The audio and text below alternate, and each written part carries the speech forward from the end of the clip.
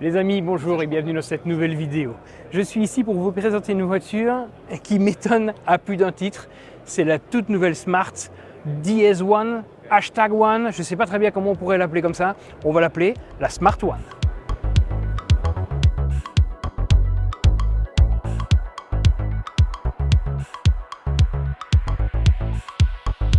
Mais derrière cette appellation Smart, on retrouve une voiture qui n'a plus rien à voir avec l'esprit initial de chez Smart, puisqu'on a une voiture qui fait quand même 4,27 m de long et 1,82 m de large. Ça devient des dimensions assez conséquentes et on commence à se poser la question, mais pourquoi est-ce que Smart a fait ça ?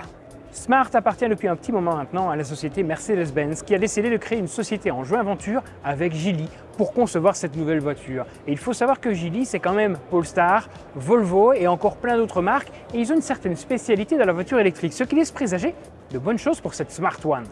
Et Geely a commencé par amener sa plateforme ACE pour concevoir cette voiture. Cette plateforme a en son sein une batterie de 66 kWh de technologie NMC. Celle-ci alimente un moteur arrière de 272 chevaux. Et il faut savoir qu'ils ont même prévu une version Brabus avec deux moteurs, un moteur arrière et un moteur avant, qui fera plus de 420 chevaux.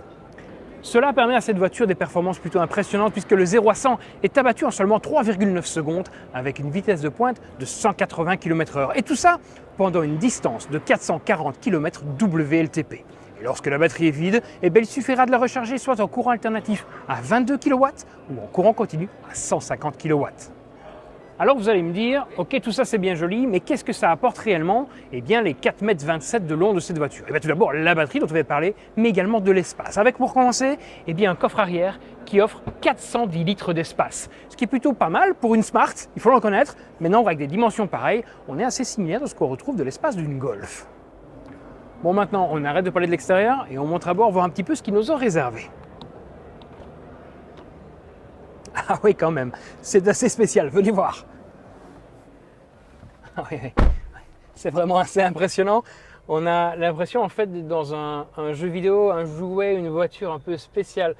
On retrouve déjà pour commencer, vous voyez ces formes assez arrondies qu'on retrouve un petit peu partout sur le tableau de bord qui remonte ici avec un éclairage. J'ai devant moi un écran assez simple et lumineux et alors au centre, une tablette de 12,8 pouces qui ressemble réellement à un jeu vidéo. Vous avez vu ? On a ici cette petite planète qui représente en fait votre carte avec votre maison, là où se trouve votre voiture. Vous pouvez rechercher un parking. On a ici en bas un petit renard dont je n'ai toujours pas compris l'utilité, qui parfois va jouer avec une petite baballe. Voilà, c'est vraiment cette optique de voiture fun. Là, je retrouve un petit peu le concept de voiture à la japonaise, vous voyez, un petit peu amusante, voiture un peu chinoise, un peu fun. Et là, on a réellement l'esprit Smart, la voiture fun. Mais par contre, je ne sais pas si j'ai envie de ça. Par contre, je dois reconnaître qu'on a une voiture qui est bien finie. Alors certes, c'est plastique dur ici, c'est inévitable, c'est du plastique, mais on retrouve du cuir moussé avec une surpiqûre. On a ici un éclairage dans les haut-parleurs Beats. C'est très bien pensé. C'est une voiture qui a l'air de se destiner aux jeunes, même si honnêtement, 272 chevaux, voire 420 chevaux pour un jeune, j'émets quand même une certaine réticence. On retrouve également, et ça je ne saurais pas vous le montrer de là où vous êtes, je vais vous montrer avec un plan à part, un toit panoramique énorme qui va permettre d'avoir une belle luminosité depuis l'arrière. Il faut dire qu'à l'avant, vu que celui-ci commence au-dessus de ma tête, je n'en profite pas réellement. Mais on retrouve également des petits trucs qu'on retrouve dans les voitures de luxe, comme par exemple un head-up display. Ce head-up display qui se projette au loin et non pas sur un bout de plastique. Donc on a vraiment une voiture qui commence à venir titiller le haut de gamme, grâce à quoi ? Au partenaire chinois qui vient apporter tous ces petits gadgets technologiques. Mais par contre, tout ça risque d'avoir un certain prix. Et le tarif pour cette version premium, c'est-à-dire la version milieu de gamme, on a la version Pro Plus, Premium et Brabus. Et bien sur cette Premium, nous sommes de base à 43 995 €, ce qui reste un tarif assez conséquent. Et je vous avoue que là, je perds un peu pied, je ne retrouve pas les marques de chez Smart et je commence à me poser des questions. Même si, en réfléchissant bien, je vais peut-être trouver une similitude avec Smart. C'est que si vous prenez l'empattement, vous pouvez faire tenir une Smart Fortwo à l'intérieur.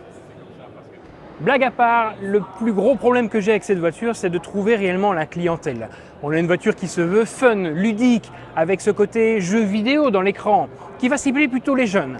Et un tarif qui se rapportera plutôt aux personnes peut-être plus âgées.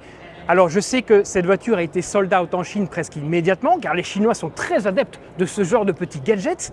En Europe, j'en suis un petit peu moins sûr. Voilà qui conclut cette vidéo, je vous remercie de l'avoir regardée. Si celle-ci vous a plu, vous savez comment ça marche, le pouce, le commentaire, l'abonnement, la cloche, tout ça, tout ça. Je vous dis à très bientôt pour une prochaine vidéo du salon et surtout, soyez prudents sur la route. Allez, bye bye.